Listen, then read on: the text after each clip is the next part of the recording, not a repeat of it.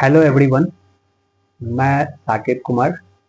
और आप सब जानते होंगे कि आरआरबी ग्रुप डी का रिजल्ट आ चुका है। 1 तारीख को ही आ गया था। और जिन लोगों को सेलेक्ट हो गए हैं उनको बहुत बहुत कॉन्ग्रेचुलेशंस। जिनका नहीं हुआ है उनके लिए भी, जो अगर 2025 में फॉर्म भरे हैं, उनका डेट आ चुका है। 3 अगस्त से एग्ज़ाम है। और लेकिन अभी आप देख रहे होंगे बोर्ड पर कुछ लिखा हुआ है कि मतलब आरआरबी ग्रुप डी का मेरा जो था टोटल अटेम्प्ट 81 था। करेक्ट हुआ था 73 और 8 क्वेश्चन गलत हो गए थे। 8 क्वेश्चन गलत हो गए थे। तो वो कौन से 8 सवाल थे मेरे जो गलत हो गए थे, वही 8 सवाल को मैं बताने आया हूं यहाँ पे। जिसमें एक जो सवाल था, एक सवाल मैथ्स का था। और 1 2 3 4 सवाल जीएस से था। वही जीके, जीएस और साइंस मिला के। और 3 रीजनिंग का था। तो एक मैथ का गलत हो गया था, 4 जीएस और साइंस मिला के जो था वो गलत हो गया था, और 3 रीजनिंग का गलत हो गया था। अगर ये 3 और 1 4 ये सही हो जाता तो मेरा 4 नंबर और ज्यादा ही होता। खैर, हम वो 4 सवाल डिस्कस, ये टोटल 8 सवाल डिस्कस करेंगे कि ये क्या इसका सॉल्यूशन था, कैसे बनता, और ये हम बताएंगे आपको कि कैसे ये बनता। ठीक है, तो आइए देखते हैं वो कौन से सवाल थे जो गलत हो गए। पहले मैथ्स का क्वेश्चन बताऊंगा। ठीक है,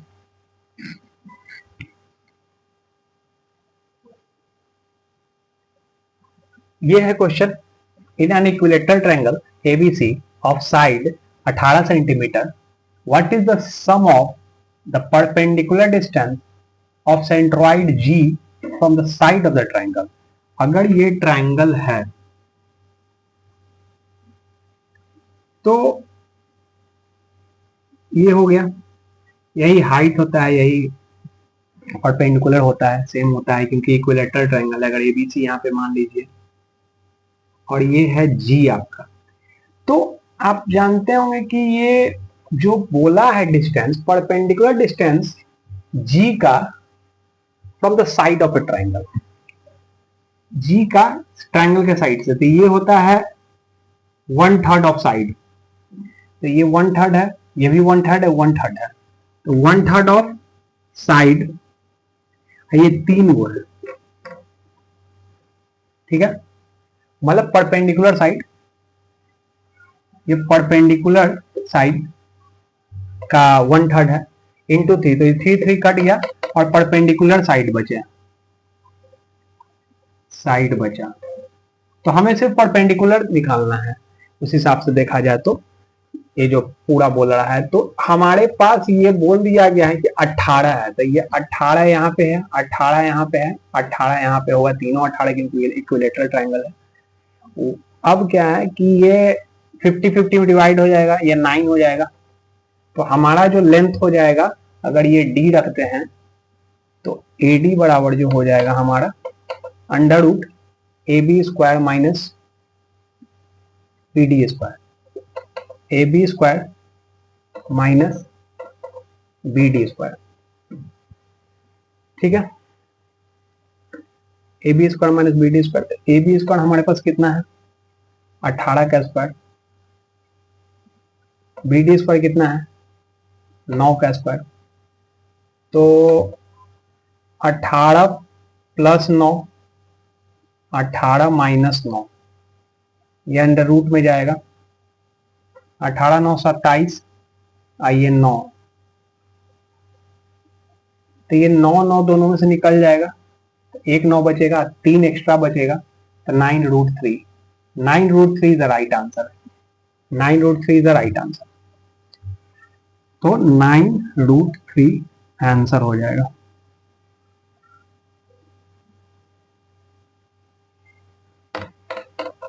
ठीक है, अब आइए, ये मैथ्स का था क्वेश्चन जो मैंने गलत कर दिया था, और ये देखिए कितना घुमा के क्वेश्चन दिया गया है। वो पूछने के लिए पूछ सकता था कि सीधा आप लेंथ बताइए, लेकिन ये वैसे नहीं पूछा। वो पूछा कि सेंट्रॉइड का जो साइड से दूरी है वो बताइए, वो सबका सम बताइए। तो सबका सम ये 1/3 इसका भी होता है, ये 1/3 इसका भी होता है, ये 1/3 इसका भी होता है। 1/3 1/3 1/3 3 में मल्टीप्लाई हुआ तो सीधा एक परपेंडिकुलर डिस्टेंस बचेगा। तो ये थोड़ा घुमा दिया है क्वेश्चन को, बाकी क्वेश्चन टफ नहीं है। ठीक है, आइए दूसरा क्वेश्चन देखते हैं। बाकी 3 रीजनिंग का है, तो 3 रीजनिंग का बता देता हूँ, फिर बाकी का फिर जो 4 जीके और साइंस से मिलाकर जो गलत कर दिए वो बताऊंगा। तो आइए अगला वाला क्या है देखते हैं।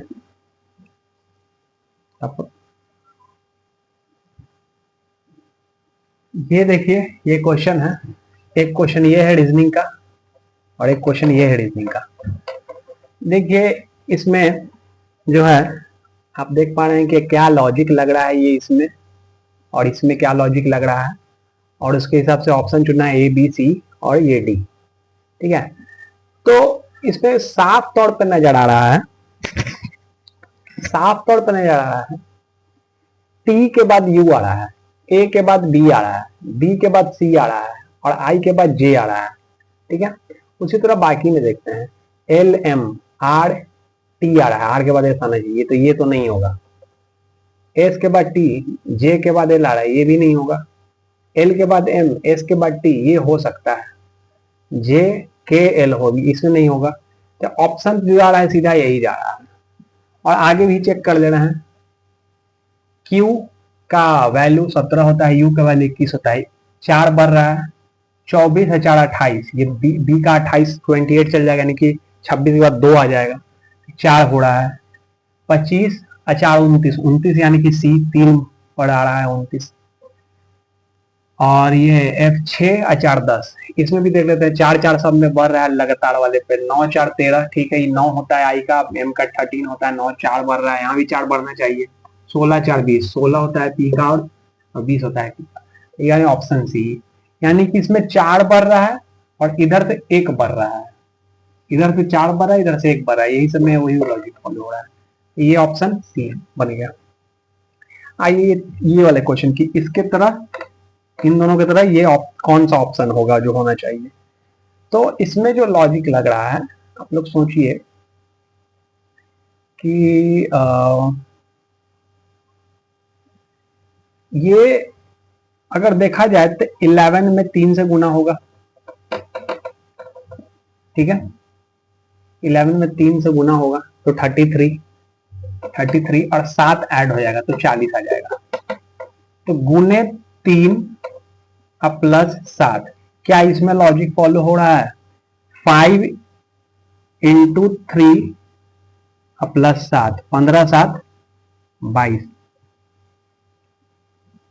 हो गया। और इसमें 4 का अंतर है, इसमें भी 4 का अंतर है। ठीक है, अब इसमें गुने 5, 17 5 85, ये नहीं होगा, 16 5 80 नहीं होगा, 13 3 39 नहीं होगा। इस सॉरी 3 ना है, 17 या 51 51 7 58 हो तो जाएगा, लेकिन ये बढ़ना चाहिए था, लेकिन ये घट रहा है, तो ये नहीं होगा। 16 3 या 48 48 या 7 नहीं आएगा इतना। 13 3 या 39 39 नहीं आएगा, तो ये भी नहीं होगा। अब बचा चांस सिर्फ इसका, 16 इंटू 3 48 48 प्लस 7 55 आ जाएगा, ये बिल्कुल हो जाएगा। और 4 का बढ़ भी रहा है, यानी कि ऑप्शन डी। यहाँ पर आप लोग समझ गए कि ये मेरा गलती था, जो नहीं कर पाए, जो नहीं कर पाना था ये गलती नहीं कर दिया। ठीक है, स्क्रीनशॉट ले लीजिए। ये देखिए क्वेश्चन है, बोल रहा है कि how many such numbers are there each of which is immediately preceded by perfect square and followed by perfect square। मतलब कोई नंबर है उसके आगे भी perfect square होना चाहिए और पीछे भी परफेक्ट स्क्वायर होना चाहिए। तो परफेक्ट स्क्वायर एक ये है, एक ये है, एक ये है, एक ये है, एक ये है, एक ये है, ये है, ये है, और बस 1 2 3 4 5 6 7 8 ये भी है, लेकिन इसके आगे तो कुछ नहीं ना है। 9 है, इसके आगे कुछ नहीं, यानी कि टोटल 8। इसके भी आगे पीछे नंबर है, बीच में परफेक्ट स्क्वायर है। इसके आगे पीछे भी नंबर है, बीच में परफेक्ट स्क्वायर है। इसके आगे पीछे भी नंबर है, बीच में परफेक्ट स्क्वायर है। इसके आगे पीछे भी नंबर है, बीच में परफेक्ट स्क्वायर। ऐसे करते करते यहाँ तक आगे पीछे नंबर है, बीच में परफेक्ट स्क्वायर। तो टोटल 8 है, काउंट कर लेंगे तो। यही इतना मैथ और रीजनिंग में इतना ही था। बाकी बचा साइंस का, और एक आध करंट अफेयर्स भी गलत हुआ है। ये देखिए, ये क्वेश्चन था, ये गलत हम कर दिए थे कि मॉलिक्यूलर मास ऑफ HNO3 यानी नाइट्रिक एसिड, इसको कहते हैं HNO3, 63 atomic mass unit. AMU मतलब एटॉमिक मास यूनिट, इसको शॉर्ट में U भी लिखता है कभी कभी। तो ये बात बोल रहा था ऑक्सीजन का, सिर्फ ऑक्सीजन मतलब सिर्फ O का अकेले कितना एटॉमिक मास होगा, एटॉमिक नंबर नहीं, एटॉमिक मास। तो एटॉमिक मास हम लोग जानते हैं कि एटॉमिक मास ऑक्सीजन का एटॉमिक मास जो होता है वो होता है 16, और एटॉमिक नंबर जो होता है वो होता है 8। हालांकि इसमें 8 कंफ्यूज करने के लिए दिया भी हुआ है, लेकिन मैं जब एग्जाम में बनाया था तो हमको ऐसा माइंड में आ गया कि O3 है, यहाँ वाला का ऑक्सीजन पूछ रहा था, यहाँ 3 है तो 1 का 16 होता है, 3 का 48 हो गया, और हम 48 मान के चले गए। जबकि ऐसा नहीं है, सिर्फ ऑक्सीजन O का पूछ रहा था। तो ऑक्सीजन O का 16 होता है, तो हम लोग 16 मानेंगे। ये होगा। इसमें किस न्यूरॉन को किस पार्ट में, जो कि नर्व टिश्यू रिस्पॉन्सिबल है प्रोटीन सिंथेसिस, तो निसल ग्रैनुअल नाम का ये जो है, यहीं पे प्रोटीन का सिंथेसिस होता है। यही क्वेश्चन था 2, और 2 और है।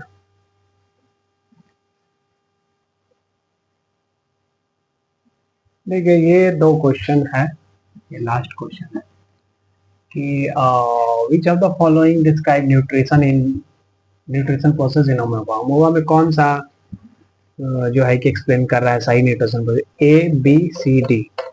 तो सबसे पहला जो होता है इंजेक्शन होता है, जो अंदर दिया जाता है वो इंजेक्शन कहा जाता है। जो रिलीज बॉडी से पूरा हो जाता है वो कहलाता है इंजेक्शन। तो इंजेक्शन 2 ही में पहले है, एक ऑप्शन A में, एक B में।